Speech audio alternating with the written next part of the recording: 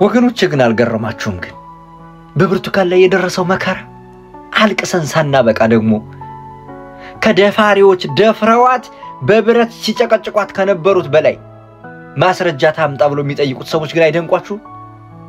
ከፖለቲካ አንግል ብሎ ትንታኔ የሚሰጡት ሰዎች አይገርሟችሁ? ላለው ለሥርዓተ መንግስቱ አስጊ ስለሆነ ከዩቲዩብ ይውረድ ያሉ ሰዎች አይደንቋችሁም? ግን ምን ያህል የጭካኔ እጅ ላይ ወድቀን እንዳለን ኢትዮጵያኖች እንደ ሰው ነው የምነግራችሁ። ሬሳን በብሔር ከፍላችሁ የምትተነትኑ ሰዎችን አይደለም ያወራለሁት። እንደ ሰው ግን ስታስቡት ግን አይደንቃችሁም?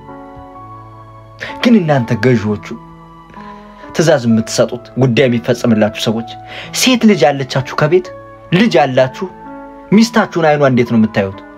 የልጃችሁን አይን ሴቷን እንዴት ነው የምታዩት? እንዴት ያለ ጭካኔ ነው ጎበዝ! ከዚህ በላይ እኮ በየቀኑ ይደረጋል። ግን ይህን ለምልክት የእናንተ መቃብር ላይ የሚጻፈውን እግዚአብሔር አምላክ ለምልክት አመቶችን ብርቱካንና እናገራት ራሷን ገልጻ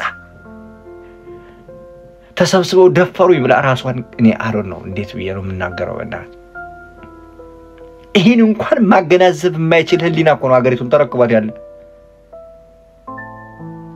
እግዚኦ ከማለት ውጭ ምን ይባላል? እንዲሁ ምንድናችሁ ግን?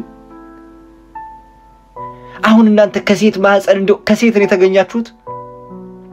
ብርቱካን 1 ዓመት ከ6 ወር ጫካ ውስጥ ወጣ ይሄን አክቲንግ ስትለማመድ ነበር ማለት ነው። ኢቢኤስ ካሜራ ደቅኖ አክሽን ከት ሲላት ነበር ማለት ነው። የታቀፈችው ልጅም አንዱ የፊልሙ አካል ነው ማለት ነው። እግዚኦ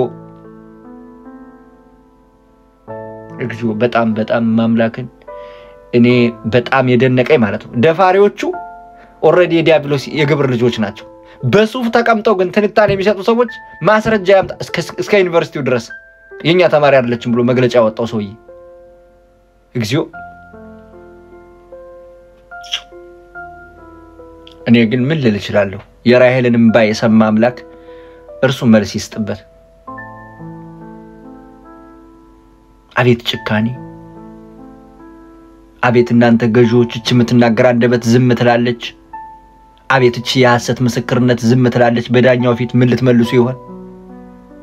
አቤት ከጥጋችሁ ከወንበሩ የነበረው ሰው የለም እናንተም ነገር ትሞቱ ነው። አቤት እግዚኦ! እኔ ግን ስተኛም ትመጣብኛለች፣ ዝም ብዬ አይኔ ያይም በርቶ ምናምን ቀን ላይ ትመጣብኛለች። እኔ አሮን ነው